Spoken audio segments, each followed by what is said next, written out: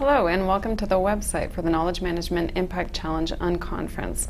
I'm Stacey Young. I'm a Senior Knowledge Management Advisor at USAID, and I have been leading the Knowledge-Driven Microenterprise Development Project over the course of its lifetime. This unconference was a project of the Knowledge-Driven Microenterprise Development Project. That's the KDMD project funded through USAID. I wanted to take a few minutes now to place the work that we're doing with the KM Impact Challenge in a broader context, and that context is the work of the KDMD project, of which the conference is a part. That project is the second phase of USAID's Microenterprise and Beyond Knowledge Management Program, which is 8 years old and is widely cited as a successful program in knowledge sharing and knowledge management. The KDMD project launched in May of 2008. It was a follow-on to an earlier project that spanned about 4.5 years. And when I was planning the KDMD project, I was trying to think about how to really grapple with this question of measuring results and impact.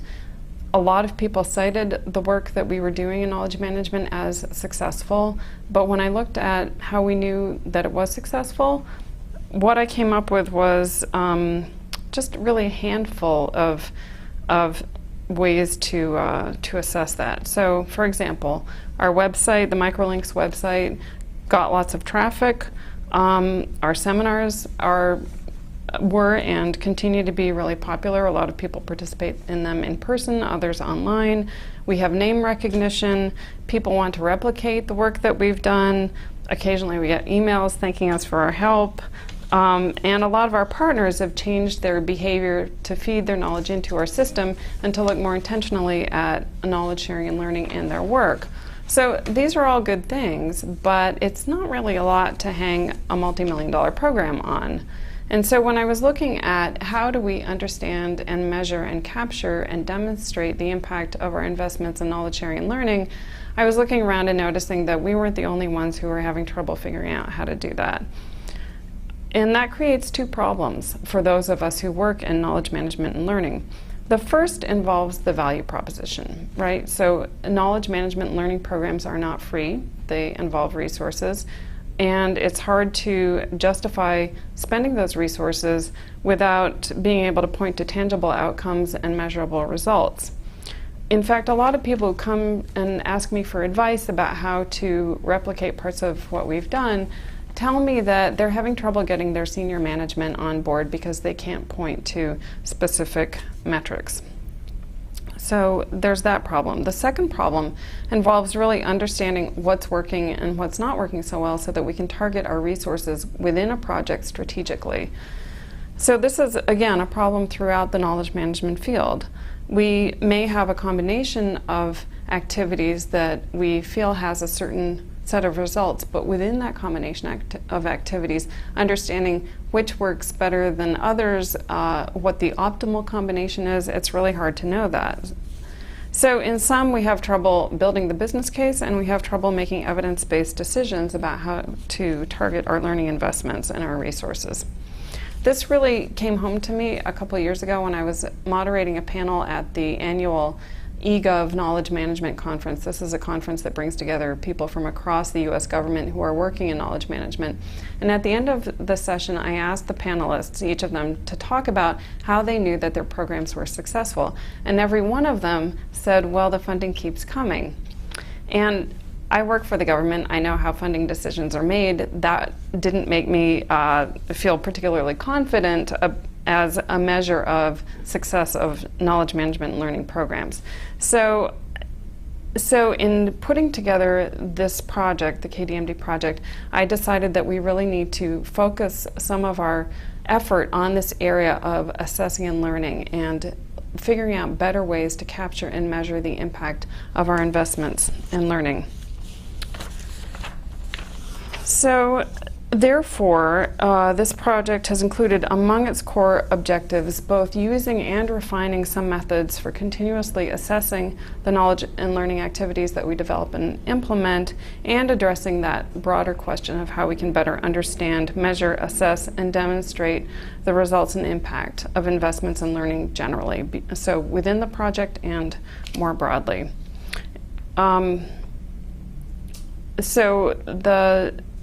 The key question, a key question, is how do we know our investments are paying off? And that raises questions about how we define that payoff. Does it come in the form of better learning and knowledge sharing behaviors among development practitioners? Does it come in improved development projects? Does it come in increased benefit to developing country populations, increased local ownership of development agendas and processes, or something else? This question also raises other questions about metrics, and indeed the whole project of measurement, given that the benefits that we believe we're creating through knowledge management work are both tangible and intangible, and most of them probably fall into that category of intangible benefits.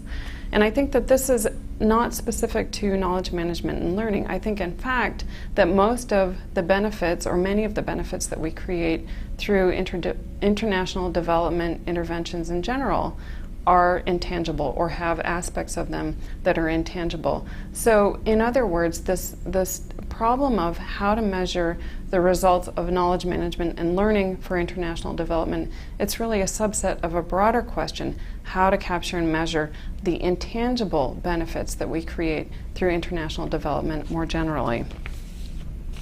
So this is one of the questions that we're trying to address through the Knowledge Management Impact Challenge that we addressed at the unconference in May, and that we will continue to address through the assessing and learning component of the KDMD project. There's a related problem that we're trying to address as well, and this is the problem of unpredictability and complexity in international development, and the ways that the dynamic contexts in which we do international development, what Dave Snowden calls complex adaptive systems, are not well suited to static project design and implementation.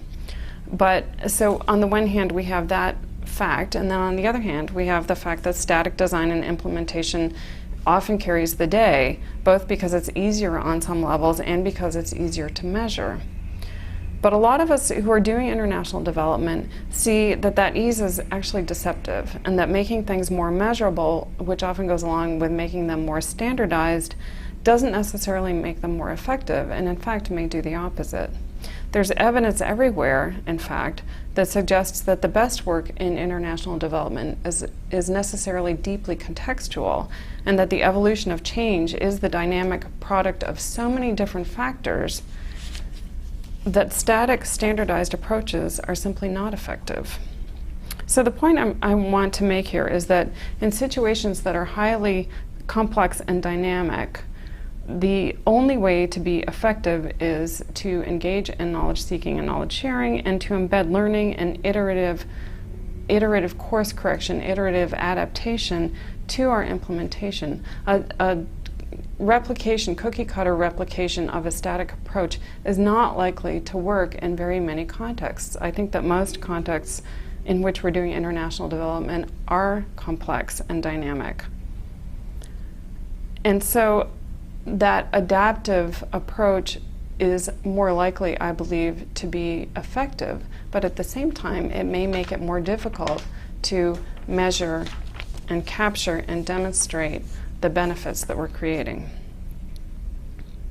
So, therefore, there is a need, I believe, to look broadly at how we approach the endeavor of monitoring and evaluation and impact assessment, and see where our methods need to be expanded a bit. And I think that this really came across in a lot of the case stories that we received for the KM Impact Challenge. And you'll see this when you read the synthesis paper. I want to draw out a few examples from that paper. One had to do with quantitative versus qualitative measurement. Of the 47 cases analyzed for the Knowledge Management Impact Challenge, 43 mentioned some sort of qualitative approach. Only 3 relied solely on quantitative measures. So for the group that contributed case stories that are looking at measuring the results of knowledge management and learning interventions, qualitative approaches are key. The debate isn't between qualitative versus quantitative. It's between how much, if any, quantitative measure is useful.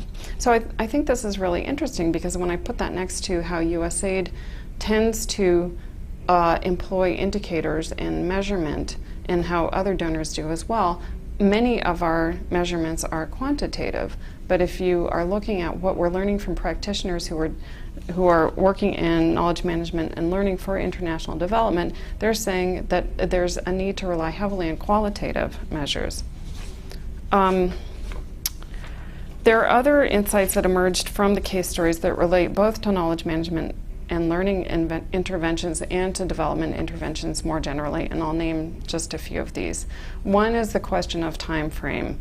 So what we learned from some of the case stories is that new knowledge may not be used immediately when it's created or shared, but that doesn't mean that it won't eventually have an impact. So when we restrict our impact assessment and our measurement activities to the project cycle, we may miss changes that result from our interventions but that happen beyond the project time frame. Now, this should sound familiar to most people who've looked at monitoring and evaluation for international development interventions generally. That project cycle tends to be arbitrary and doesn't map closely with how impact is created in many cases.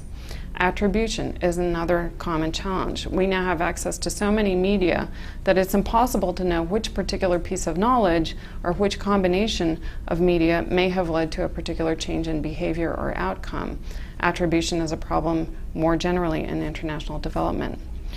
Context is another issue that came up. We have limited understanding of how knowledge management tools developed in one context can be applied in others. Same thing for international development interventions in general. So the most important point that I want to make here is that figuring out the answers to some of these questions, figuring out how to measure that which is difficult to measure, gives us a better understanding not only of the impact of our knowledge management interventions, but also our international development interventions more broadly. All of these findings are such rich food for thought, and a lot more food for thought was shared through the unconference. So I want to encourage you to explore the site, read the case stories, read the synthesis paper, look at the sessions from the unconference, the wiki, the other resources that are on the site, and definitely contribute your own comments. There's ongoing activity. The practitioners and the others who contributed the case stories and participated in the event remain engaged in these activities, as do we at USAID. So please continue to engage with this set of issues, and we'll see you online. Thank you very much.